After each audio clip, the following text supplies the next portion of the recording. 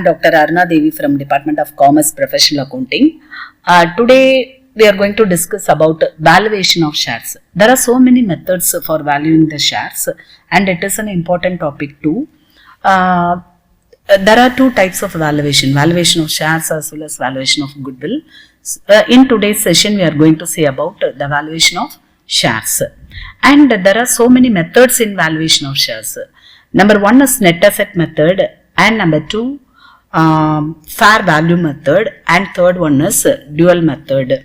So in today's class we are going to see about the net asset basis method. So first of all we should know how to find out the net assets. So to find out the net tangible assets we have to follow some steps. The first one is add all the assets including intangible assets. That means goodwill, patents, copyrights and other intangible assets, and also non-trading assets and investments. So we have to add all the assets first. Then in step 2, deduct all the outsiders liabilities, not internal liabilities. What are internal liabilities? Share capital, reserves and surplus, or internal liabilities. So excluding the internal liabilities, all the outsiders liability are deducted from the total assets we have found out in the step 1. And after deducting the outward or outsiders liabilities, you have to deduct the claim of preference shareholders. What is the claim of preference shareholders? It may be dividend or it may be their capital. So after deducting the claims of preference shareholders, we will get net tangible assets. Now we have to find out the value of share. So net tangible assets divided by number of equity shares. Net tangible assets divided by number of equity shares. This is the formula for finding out the value of share under net asset basis method. So once again I repeat, add all the assets, then less all the outside liabilities, and then deduct the claims of preference shareholders. You will get net tangible assets, and the formula for finding out the value of share is equal to net tangible assets divided by total number of equity shares. Now what are net tangible assets? Goodwill, patents, copyrights, intangible assets, land and building, plant and machinery, trade investments as well as non-trade investments, inventories, debtors, cash and cash equivalents and other current assets. So these are called total assets, and we have to deduct outsiders liabilities. No. So what are outsiders liabilities? Debentures, bank overdraft, creditors, provision for taxation, proposed dividend and any other unrecorded liability like claims, bonus, etc. So this is the thing. We should identify what are outsiders liability. So net assets is equal to total assets minus outsiders liability minus claims of preference shareholders. And one more method is also there for finding out net tangible assets. This is alternate method or reverse method. So in the first method we are adding all the assets and then deducting outsiders liability. But in this method we are going to focus only on equity shareholders funds. So we should add paid up equity share capital plus reserves and surplus plus profit on revaluation or deduct loss on revaluation. Okay. If there is any profit on revaluation of assets, you have to add it. If there is any loss in revaluation of asset, then you have to deduct it from the total. And then you have to deduct unamortized expenses like underwriting commission, discount on issue of debentures, preliminary expenses, etc. But the accounting treatment for preliminary expenses after the introduction of Indian Companies Act 2013 is entirely different. It cannot be amortized. That is why we can omit preliminary expenses, right? So unamortized expenses should also be deducted. Simply says it is a shareholders fund. So you have to add the share capital along with the reserves and surplus. Then you have to add the profit on revaluation. If there is a loss, you have to deduct it, and then you have to deduct unamortized expenses like underwriting commission or discount on issue of debentures, etc. Right? So the answer is net tangible assets. Again, you have to deduct the claims of preference shareholders. Treatment. There are 4 different treatments of preference shares under different preferences. Number 1, if the preference shareholders have preference for payment of capital as well as payment of dividend. So there are some type of preference shares, that is cumulative preference shares. So in cumulative preference shares, if the company had a loss in a particular year and it cannot or it couldn't give dividend to the preference shareholders, then they have to give the previous year dividend as well as the current year dividend in the next following year itself, if there is a adequate profit. Okay, so this is cumulative dividend. So the cumulative preference shareholders have preference on dividend. Sometimes preference share capital or preference shareholders have preference on capital. That is why there are 4 different treatments for preference shareholders. Number 1 is payment of capital and dividend, and second one is payment of capital only, and third one is payment of dividend only, and fourth one is they have no preference at all for capital or for dividend. Okay, so they don't have any preference. So there are 4 different situations for preference shareholders in their preference of capital or dividend or capital and dividend. Right. So today we are going to calculate the value of share under 4 different situations of preference shareholders. So we can read the problem. Given below is the information taken from the books of Mohan Limited as on 31st March 2021. Now we are going to see the liability side. So equity and liabilities. This is the vertical format as per Schedule 3 of Indian Companies Act 2013. So equity and liabilities. First head, the shareholders funds. So there are 2 types of share capital, equity share capital as well as preference share capital. So equity share capital 3 lakhs rupees.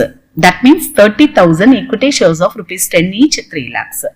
And one more share capital is there, preference share capital, 8% preference share capital at the rate of rupees 10 each, 2 lakhs. That means what? 20,000 preference shares of rupees 10 each. Okay. So there are 2 types of share capital, equity as well as preference. Second head, reserves and surplus, general reserve, revenue reserve and debenture redemption reserve are there. Then non-current liabilities, only one item, 10% debentures for the amount of 50,000. And last one is current liabilities. There is also only one item, creditors 40,000. The total of the liability side is 6,85,000. Now let us go to asset side, non-current assets and current assets. There are 2 headings. Under non-current assets, fixed assets 5 lakhs. Under current assets, stock 1 lakh, debtors 60,000 and bills receivable 25,000. So the total of the asset side is also 6,85,000. Now the question is, find out the value of shares if preference shares have priority as to payment of capital and dividend. Payment of capital and dividend. And second case, payment of capital only. Third case, payment of dividend only. And fourth case, have no priority of capital and dividend. Okay, let's go to the solution. Now, we have to find out the net tangible asset first. So, now net tangible asset. We have already discussed about the procedure for finding out the net tangible asset, right? So, we have to add all the assets including intangible assets and non-trade investments, okay? Now, fixed assets 5 lakh as per our problem. It is directly given in our problem. Fixed assets 5 lakhs. Current assets, there are 3 types of current assets, no? Shall I show you? Yes, 3 types of current assets. Stock 1 lakh, debtor 60,000 and bills receivable. So total 1,80,000, right? So 1,85,000. So total 6,85,000. This is total assets. Then you have to deduct the outsiders liability. Again, I will show you the problem. Shareholders funds and reserves and surplus are for the owners, the shareholders. That is why these are termed as internal liability. So what are outsiders liability? Non-current liability, that is debentures 50,000 and creditors 40,000. Understood? So only 90,000 is outsiders liability. That is why we have deducted 90,000 from total assets 6,85,000. We will get 5,95,000. This is net tangible assets. So we have found out the net tangible asset. But before going to the problem, you have to consider the 4 situations of preference shareholders, right? So first point, that is first, value per share if preference is for payment of capital and dividend. Okay. So we have already found out the net tangible asset is 5,95,000. Now we have to deduct the claims of preference shareholders. So in this case, their claims, their preferences are for capital as well as dividend. So I am going to deduct the capital amount 2 lakhs as well as dividend amount 16,000.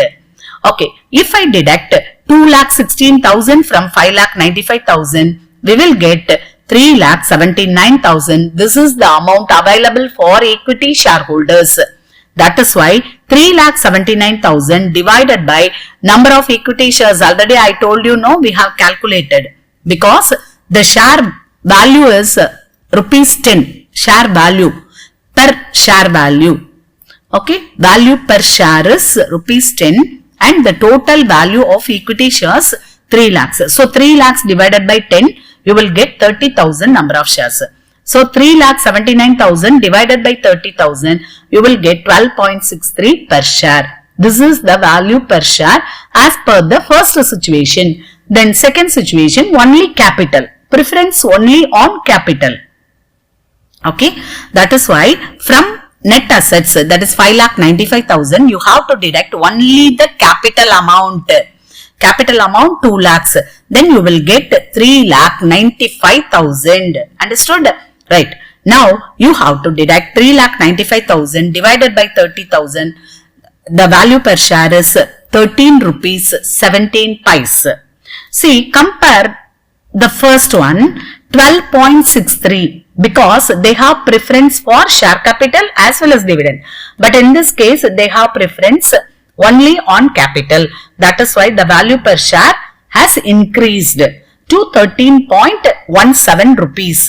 Next, this is third situation. Here the preference is only for dividend. That is why I have deducted only the dividend amount from 5,95,000. That is net asset. So you will get 5,79,000. This is the amount available for equity as well as preference shareholders. That is why I have found out the value per share for equity as well as preference shareholders. So here you see value per share is equal to 5,79,000 divided by 50,000. Where did I get this 50,000? 30,000 shares equity shares. 20,000 shares preference shares. So here value per share means value per equity share as well as value per preference share. So this is rupees 11.58. Then last case, value per share if no preference is for payment of capital and dividend. There is no preference for payment of capital or there is no preference for dividend. So in such a case, there is no need to deduct any claims of preference shareholders because they have no priority. They are also treated as equity shareholders only. That is why net assets is taken as it is. So 5,95,000 divided by 50,000. 50,000.